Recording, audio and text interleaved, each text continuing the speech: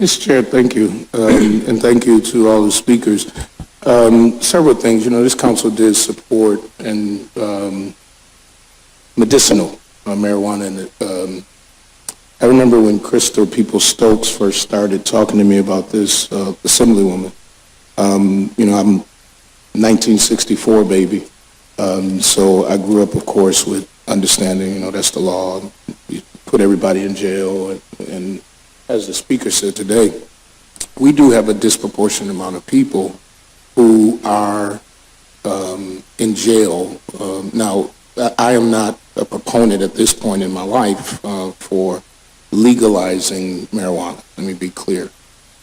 However, we were looking at different articles about New York City and the stopping of arresting for marijuana possession for small amounts.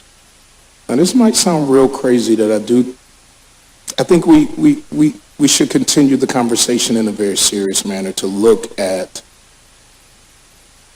the disproportionate amount of people who, and let me say this, the law is the law right now.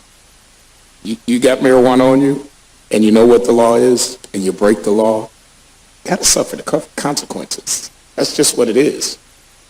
However, I think that is, I'm not afraid to say, let's have a conversation. Let's talk about these small amounts, and with not just those who are bringing this proposal to us, but with our police department, with healthcare folks, because we need to know what the effects are on the body. I can't tell you. I don't know. But what I'm not afraid of, if it meant at times relieving our police department for, and not that, again, if you say go 30 miles an hour and you go 40 miles an hour, you're breaking the law.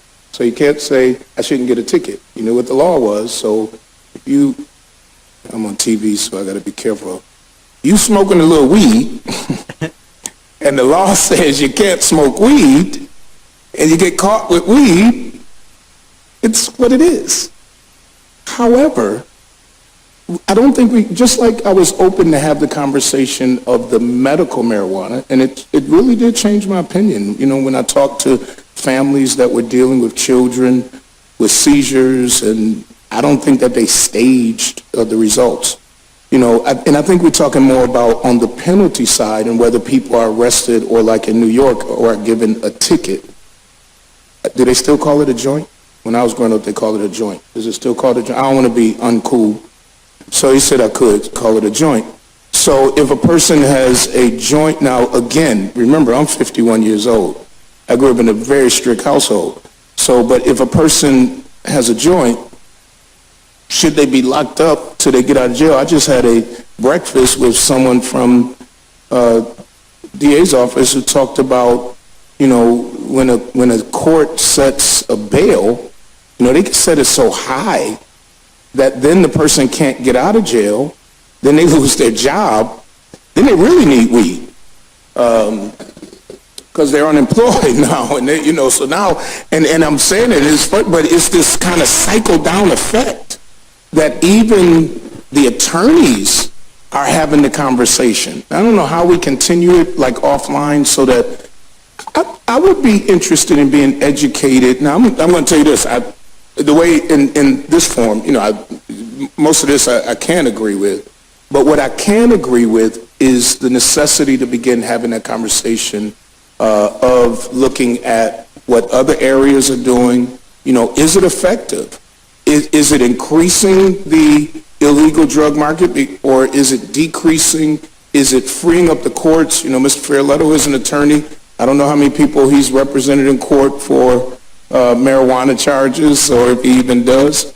But I'm not afraid to have the conversation, especially when it talks about, I don't know if I'm on the wrong side of this fence, but we just got a lot of people sitting in jail right now, and it's up to like the discretion of the judges of how much these bails are set for. And so I think that's the part of the conversation I want to have, not people shouldn't be in jail. Again, the law says 30, and you do 40, and the law says 30, you got to try to change the law up to 40.